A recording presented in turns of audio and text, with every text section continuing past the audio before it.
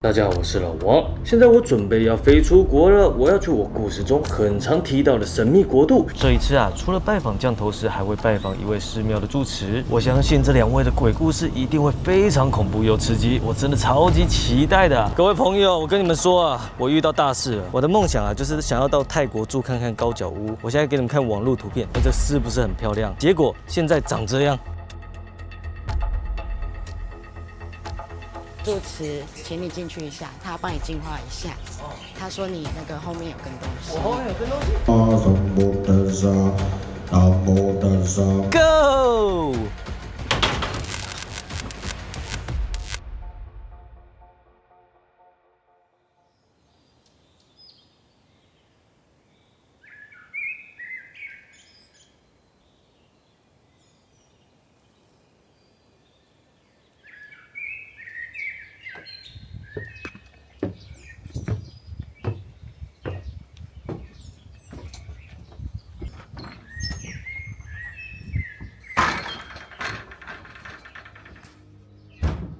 老王，老王，咦？哎，我嘞，老王，你睡袋没人呢，老王嘞？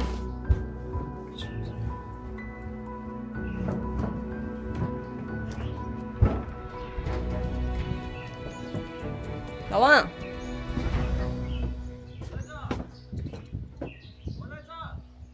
你在哦，你怎么在这？我在看昨天的回放啊，我觉得有点怪怪的，你来看，看画面。昨天晚上我在客厅、厨房、主卧还有厕所分别架了摄影机，因为我想知道那些奇怪的声音到底是从哪里来的。先来看客厅的画面，客厅那边摆着两张木椅，椅子本身有一点重量，可是拍到的画面却没有办法解释。椅子忽然被移动了。接着是厨房，回放里没有看到什么异常，只是隐约听到有人在讲话。我一开始以为是隔音不好，可是这附近根本没有邻居，那声音又是从哪里来的？再来是主卧，主卧有一面化妆镜，还有一个老式木柜，我怀疑声音就是从那里传出来的。柜子上摆着一个看起来有一点旧的小木偶，没想到后面竟然拍到了这一个画面。小木偶在没有风、没有震动的情况下自己掉了下来。早上我看到的时候，把它捡起来又放了回去。现在看了回放，我有点后悔把它捡起来了。最后是厕所的画面，里面非常阴暗，虽然没有发生什么异常，但不知道为什么，我总觉得厕所里面好像还有什么在看着我。因为隔天我们就要回台湾，所以今天还会在泰国睡一晚。刚才看了回放，发现客厅的木椅自己在移动，厨房也传出奇怪的声音，主卧里那个木偶还掉了下来，更不用说那时候大门忽然自己关上的事情。主持说我身后跟了东西，虽然他帮我加持过，说还可以继续住，可是我总觉得越来越不对劲。我住进来之前都有照习俗敲门打招呼，可是我却有一种怪怪的感觉。我不会拿安全开玩笑，等一下我们约好下午要出发去找降头师，但在出发前我想在上楼确认一次电的问题，如果电灯还是一样有状况，那我今天晚上绝对不会继续睡在这里。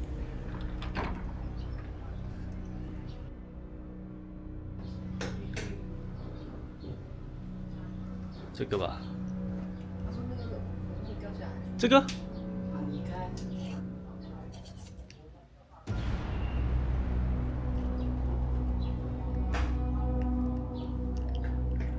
一样没电。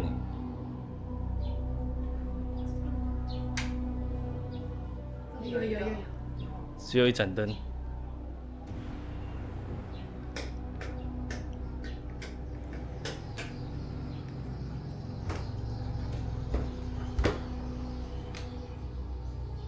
一样没有灯诶。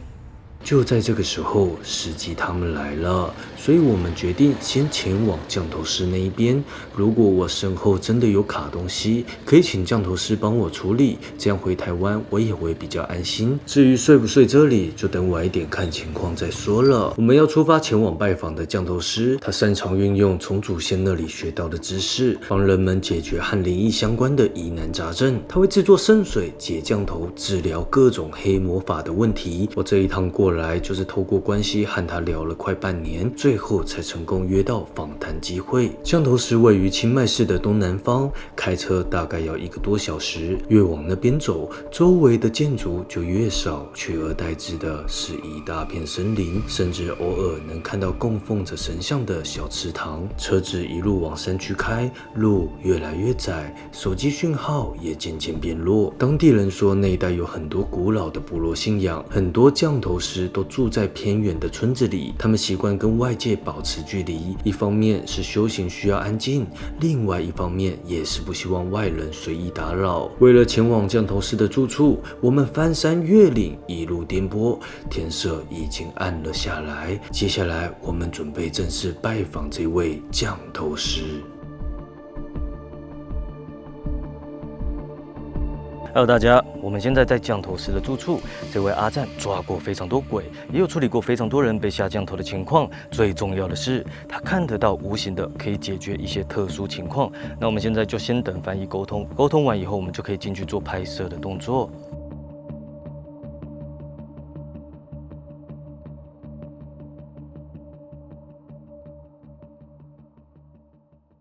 那我知道了 ，OK。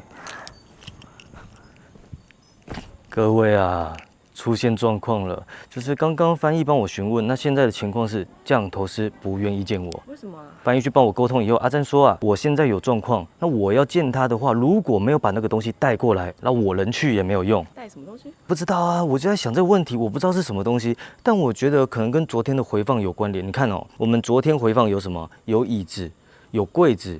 有娃娃，但我自己觉得最可能的就是那个娃娃，所以我们现在直接回去把娃娃带过来。然后现在已经有一点晚了，阿赞有说要我们尽快拿过来，因为时间越晚的话，那个东西越危险。我们赶快出发。就在我们要回去的时候，忽然下起了大雨，感觉就好像有什么东西在阻止我们。这一趟过去高脚屋，真的有一种毛骨悚然的感觉。说过很多鬼故事，但是第一次亲自体验，还是觉得有一点怕怕的。我只能祈祷，接下来我们都会平安顺利，会吧？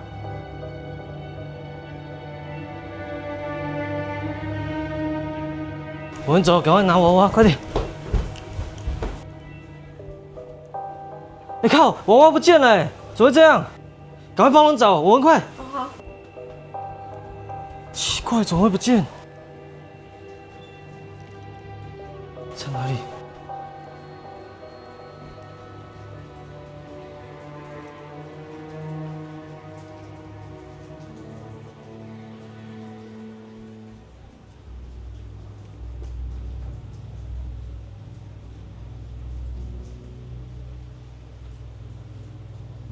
你都在底下吗？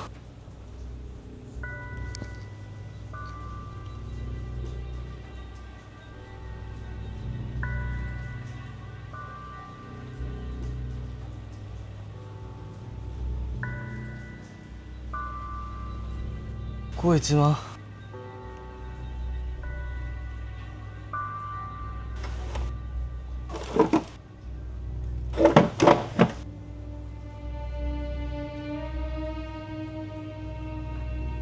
这里吗？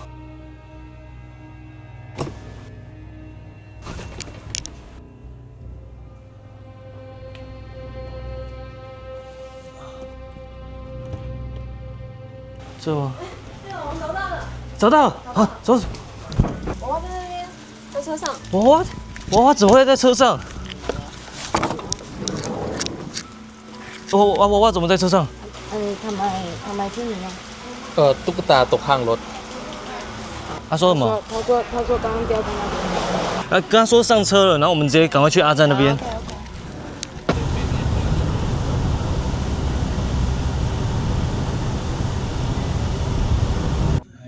怎么啦？我问一下。รถดับครับ哎，熄火了，熄火。妈呀！完蛋！阿赞说这东西越晚越危险，该不会这东西在拖时间吧？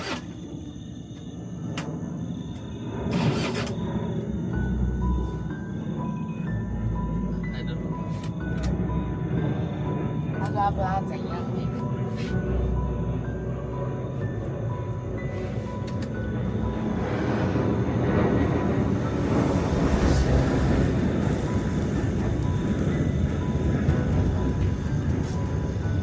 我下车一下。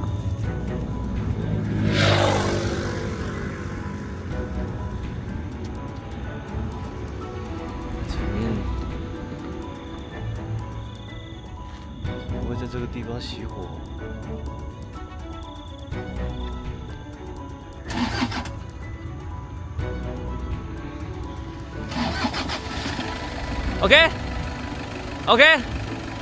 OK，好 ，Go。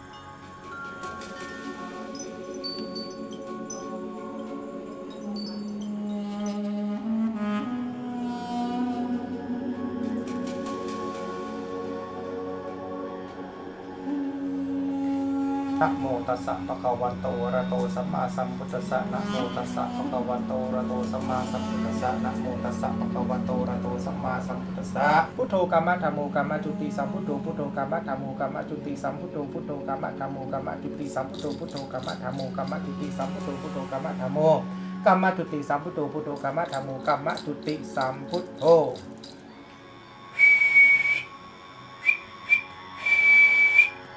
อ้าวไป 在仪式结束之后，降头师要我把那个木偶连同香一起拿到屋外。他说把香插在地上，附在木偶上的灵体就会跟着离开。但是没有想到，插香的那一瞬间，出现了令人意外的画面。不要在人家住家的范围，就是你现在要把他送出去，请他离开。你要对，要把那个娃娃灵送出去。哦，Go go go。Put here. Yeah. Everything. No, I. Yes. Okay. 擦到了吗？妹妹，可以吗？Yeah. Okay. OK。Okay. And then take this come inside. 你把它端起来。还可以เหยียบ 啊？哦，吓到我了。没有看到它。No, don't worry. Where? 蜈蚣啊，在这里。就在香插进土里后，一只蜈蚣直直的往我这边冲了过来。可是才冲到一半，它又突然掉头钻回草丛里。或许那蜈蚣只是受到震动吓到的自然反应，又或者那是怨灵以蜈蚣的形态现身。在泰国苗疆的降头体系里，这样的情况被称为古灵化形。不管真相是什么，木偶最终还是顺利送走了。也许柱子口中那个跟在我后面的东西也一起离开了吧。这时候我终于觉得心里那颗压着的大石头放下了。非常感谢阿正刚刚帮我们把娃娃给驱邪了。那这一次呢，难得过来，所以我们想要特地来访问一下阿正，看他有没有什么驱邪或者是帮人家解除降头的故事。那么有请阿正跟我们说一则鬼故事。ครับสวัสดีครับในส่วนของผมตอนนี้ก็ผมอาจารย์บอยอริยราชาก็那一天我接到一通电话，是我泰国的朋友打来的。他说我爸最近怪怪的，你能不能帮我看看啊？我问他发生了什么事情，我朋友才说他好像被什么东西附身了诶。我朋友家在奥姆科一县，是泰国清迈最西南边的县，那里离市区大概要开2个小时的车，沿路都是树林和红土路，村子不大，房子都是用竹子搭的，屋旁种着香蕉树、椰子树。我以前去过几次，一到天黑啊，整条路都看不见人影。那一天我到的时候，天色刚暗，我朋友的爸爸坐在屋外的竹椅上，整个人呆呆的，眼神空洞，嘴里不停的喃喃自语。他是村里人人尊敬的长辈，人很亲切，乐于帮忙，谁家出事他都会出手相助。可是那一天我看到他，看起来完全变了一个人。朋友说这阵子他爸白天几乎不说话，半夜却会起来吃饭，一个晚上可以吃4次，吃完又睡，白天醒着的时候就发呆，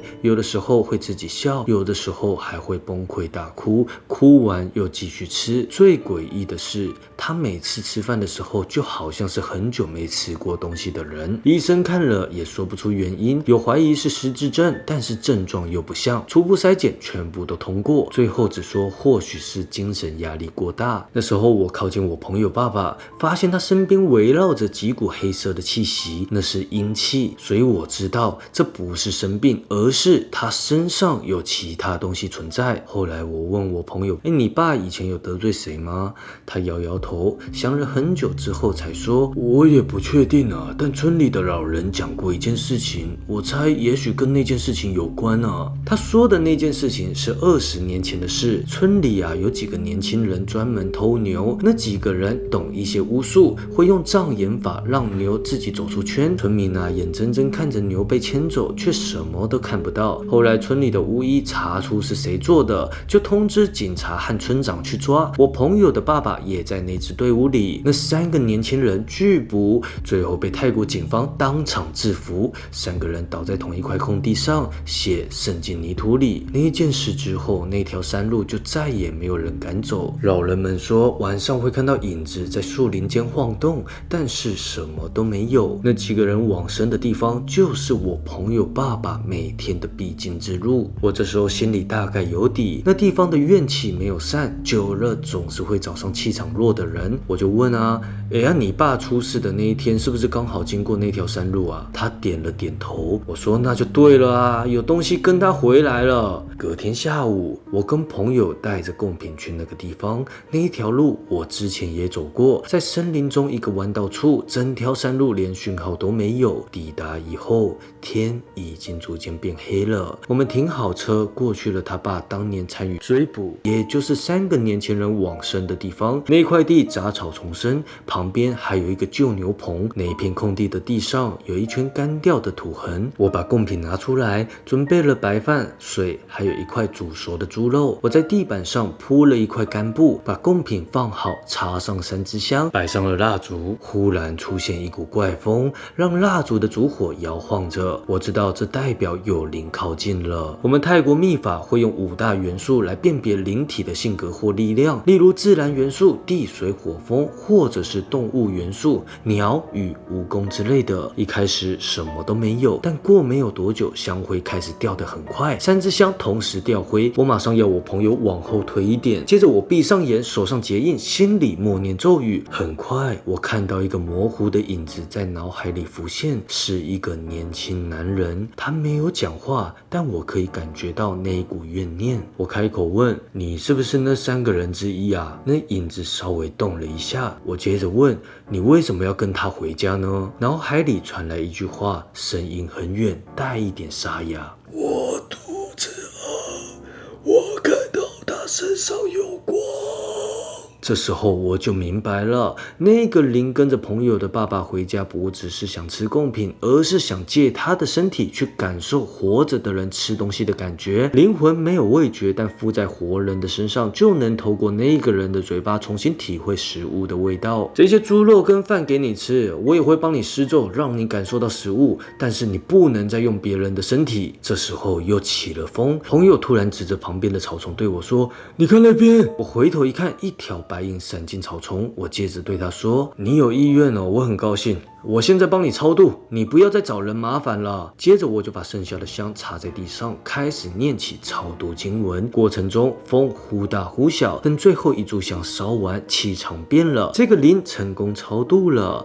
但是我知道事情还没有结束，因为那3个灵只有1个在这，那表示另外2个就在我朋友爸爸旁边。上车以后，我朋友感觉好像松了一口气。回去的路上，我朋友说，我爸这几天晚上半夜会一直喊不要开枪嘞，你觉得是不是梦到那一天的画面啊？我说不是啊，那是因为他被那个灵给附体了啊。这一下子我朋友表情又变了，甚至开车的速度变快，因为他很担心再晚一点他爸爸会不会出事。很快的，我们回到了他家，他爸爸坐在客厅发呆，我在他面前点了3支香，他没有反应，只是呆呆的看着前方。我开始念咒，过没有多久，他的眼神变了，变得很凶狠，嘴里发出低沉的声音，那声音不像是他本人的声音，更像是另外一个人在讲话。他说，你别管那么多，我饿了20年，没有人给我吃的。这时候我拿起桌上的猪肉摆在他面前，我说，吃吧，这是给你的啊，吃完你就该走了。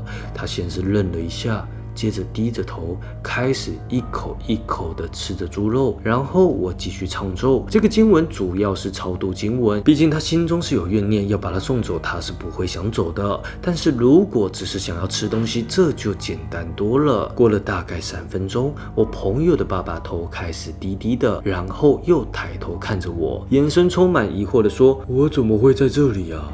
我不是在树林那边睡午觉吗？这时候我就知道他的本灵回来了，我就请他先休息，转头对我朋友说，他身上的灵走了，只剩下最后一个。结果没有想到我朋友竟然忽然去掐他爸爸，我马上结起印压在我朋友头上，一边念着咒语。原来最后一个灵早就潜伏在旁边，一直在等机会，但是他知道我来了，我超度了他的朋友，他是怨念最深的人，他是引导别人做坏事的厉鬼。那么这一个灵就没有那么容易超度，因为他的怨恨已经超越了一切。最后我奉请我的主神象头神降临，这时候屋外传来牛的声音，那不是普通的牛叫，又出现一股浓浓的血腥味，还有混着动物尸体的臭味。我一边念咒一边洒水，风从树林里吹出来，草丛开始摇动，蜡烛的火光一闪一闪，随时好像快要熄灭了一样。我继续念咒，我朋友的手慢慢松开，逐渐跪在地板上。我朋友的爸爸则是满脸惊恐地摸着自己的喉咙。最后我听到了大象的声音，然后地板震动了一下。象头神将厉鬼踩着送到身边，让他学习佛法，会尝试让他忘掉怨念。然后我朋友就整个人松了下去，也慢慢清醒了过来。我把刚才发生的事情跟他说以后，请他们2位坐着。我准备了1碗清水、1把米，还有一些花草，摆在桶里，开始念咒，要帮他们做冲花梁的仪式。这是一种古老的传统仪式，可以驱逐霉运，提升能量。所有的仪式都做完以后，再用我的祖先教我的火术，在他们头上喷火，这样让他们可以得到象头神的庇护。所有仪式就到这边结束。后来我朋友的爸爸恢复了正常之后的他，每一年都会到那个弯道祭祀那几个过世的人，因为他说被附身的时候才知道，原来他们真的不是偷牛的人，而是被陷害的。这就是我的真实经历，故事结束。降头师的故事分享完以后，没想到他突然对我说了一句话，翻译的解释竟然是：阿赞说你后面跟着2个东西，他说这个东西可能你要去找那个源头，他就是可能从你住的地方跟着你过来。那这个东西不普通，所以你回去屋子里面找的话，应该会有提示。然后你要现在马上回去。那他这边会帮你准备材料。那等你把东西拿过来之后，你找到那东西，他就可以帮你把它处理掉，带走。好，那个阿赞有给我一瓶圣水，说那个厉鬼是野鬼的一种，如果有脚步声，我就要注意。那阿赞说的提示是什么啊？我觉得我们翻之前的影片来看，说不定会有一些提示。来，你先看这个。住持说我后面有根东西，原本以为是木偶造成的，但木偶除灵完毕以后，降头师依然说我身后有跟2个灵，这表示木偶本身就有灵附在上面，也表示我身后的灵还没有解决。降头师说屋子会有提示，所以我们决定重新翻找过去的影片，没想到竟然真的拍到了无法解释的画面，画面是这样的。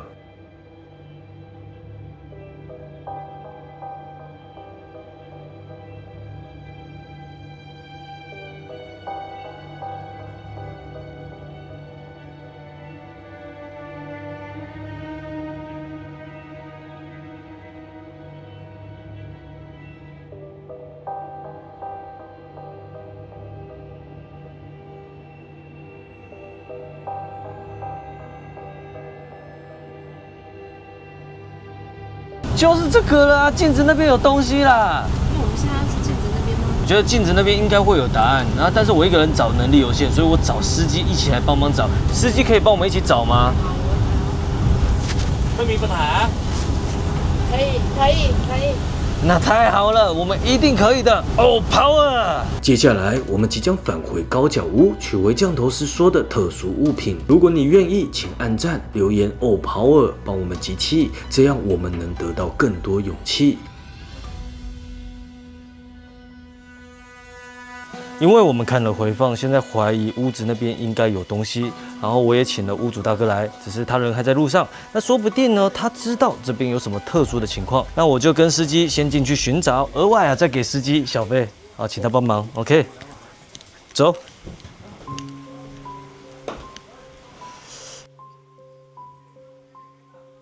找来找去，镜子这边没什么东西啊，找来找去也没有什么特殊的东西。我觉得我问清楚翻译好了。请问那个阿赞那时候是说会有提示，是不是？对，他说屋子会有提示。那但为什么嘞？为什么没有？，Hello， 帮我看一下，问他怎么了？Hello。司机他刚刚说怎么样啊？他刚刚就是他说听到有人喊他名字，然后就是他转头的时候就有看到东西，然后他就直接要往门外跑，可是就有人抓他的脚，所以害他摔倒。然后他说他现在不敢进去，要不要进去了？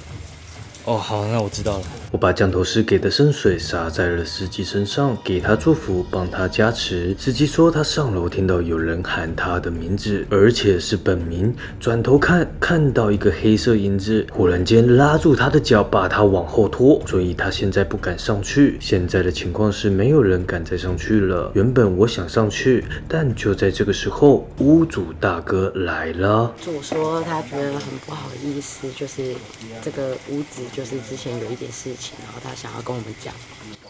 你说屋子有事情？对，就是之前的一些故事这样。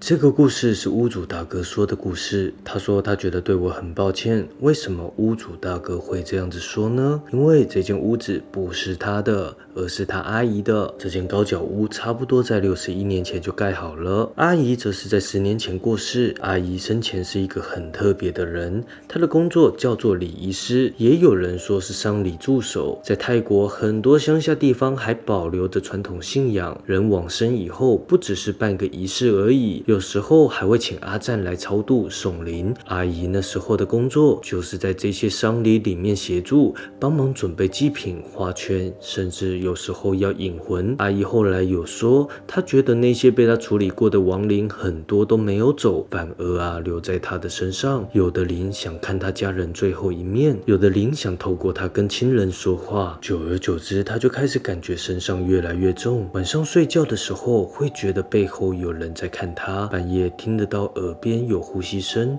她甚至说她知道自己体内有好多个灵魂，只是她没有办法一个一个送走。后来她开始害怕了，每天去寺庙禅修、打坐、布施、供养和尚，有的时候一天跑2、3间庙，希望佛菩萨可以帮她把这些东西清掉。但是阿姨说没用。在寺庙的时候，她确实觉得很安全，可是每次回家一到晚上，那种被围绕的感觉又会出现，所以后来他干脆把整栋房子都摆满佛像跟佛画，想让家里跟寺庙一样。这也就是为什么高脚屋里面会有一堆和尚或者神像，但是没有摆没事，摆了以后事情好像越来越糟糕了。邻居说，有一天晚上经过他家，听到里面传来奇怪的声音，不是一个人的声音，是很多个声音，有男有女，有老有少，像是在争吵，又像是在哭泣。邻居觉得很大声，跑去敲门，可是没有人回应。屋子里面的灯自己闪了好几下，后来邻居觉得有点可怕，就跑了。隔天早上，邻居再去看，发现阿姨坐在门口，脸色惨白，眼睛都是血丝，嘴里一直重复说：“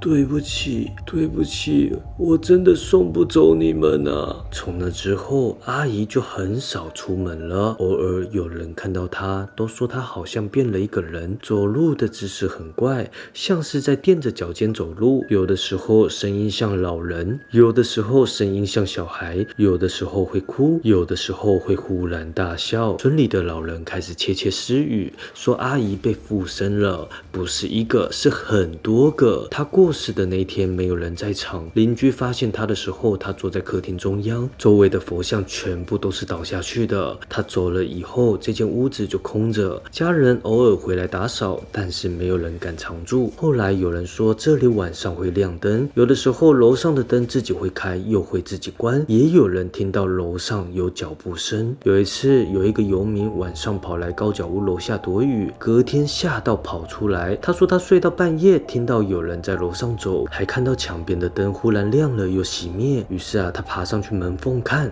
结果看到一堆脚在高脚屋上面，那些脚都是黑色的。那个游民就大叫的跑出去，是因为邻居每次都会给游民一些食物，游民才跟邻居说的。到后面就连这周围的邻居都不太敢住在这一边，都跑去市区那边住了。这就是这间高脚屋的灵异故事。刚刚听完屋主说的故事，怪不得屋主每次都待在那个位置。你们看，他都在那，他不敢进来哦。那我们现在怎么办？我是觉得我们再看一次回放，一定有什么东西没有看到。在门口那边，你过来看。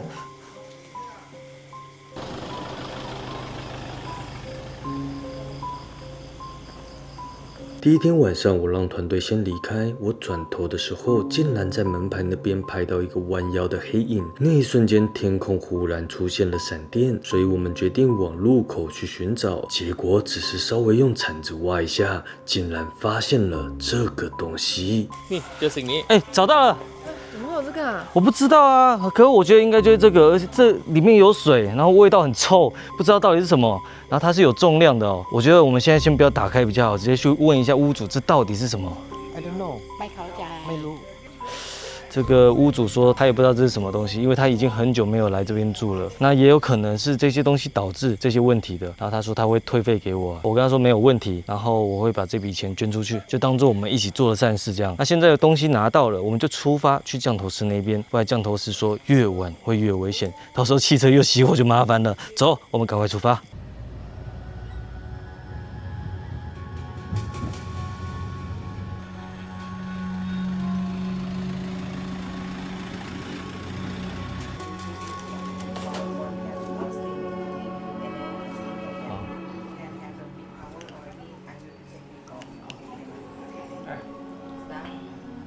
แล้วครบกำหนดเวลาแล้วก็ขอให้ไปสู่สุคติไปสู่ภพภูมิที่ดียิ่งขึ้นไปด้วยเดซีโยอโยนาหิสนาสามาหิสนาสา。从高脚屋那边拿到的瓮，降头师说，透过跟灵体沟通得知，这是很久以前的降头。当时村子里两家人结仇，其中一家的儿子意外过世了，父母以为是对方害的，就请降头师下了这个咒，把对方家女儿的魂魄封在瓮里，想要让对方家族永不安宁。后来下咒的那家人也出事了，因为降头会反噬，两家人最后都没有好下场，只留下男孩跟女孩的魂魄在瓮里待了很久很久。他们不是坏鬼，只是想要解脱，跟着我是想要有人帮他们。因为我意外进入，他们就一直观察，后来觉得我们可以帮他们，于是就制造灵动，希望我们帮忙。所以我跟观众们意外的帮助了3个可怜的阿飘，木偶的阿飘，还有瓮里面的阿飘。屋主阿姨也也是类似这种情况，因缘际会下在这边盖了高脚屋，所以那边才会那么容易吸引阿飘。因为那个瓮里面除了降头之外，还有吸引鬼的东西。降头师解释完以后，接下来要帮我做冲花凉的仪式。阿正怕我衣服湿掉，明天没有衣服了，所以他先借我衣服穿。那我现在穿这样要来做净化仪式。冲花凉的仪式是用很多鲜花，还有加持过的圣水，帮你泼洒全身，最后会在你的头上喷火，让象神庇护你。有一点类似我们的收金，目的都是重新净化磁场，让好的靠近你，坏的远离你。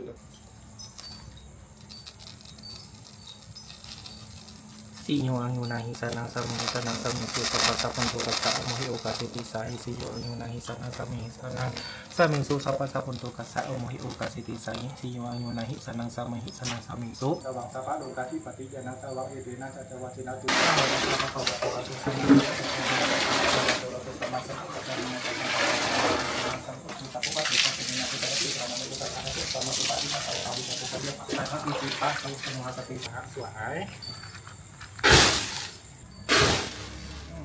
当一切都做完以后，降头师说可以安心回去了。当我们离开，天也逐渐变亮。降头师还对我们说，我们做了一个很大的功德，帮助了100年以上的灵魂。这一次的经历让我明白，有时候我们以为遇到的是恐怖的事情，其实背后可能是需要帮助的灵魂。因为大人仇恨而受苦的孩子，在瓮里困了那么久，终于得到解脱。这个世界确实有很多我们不懂的东西。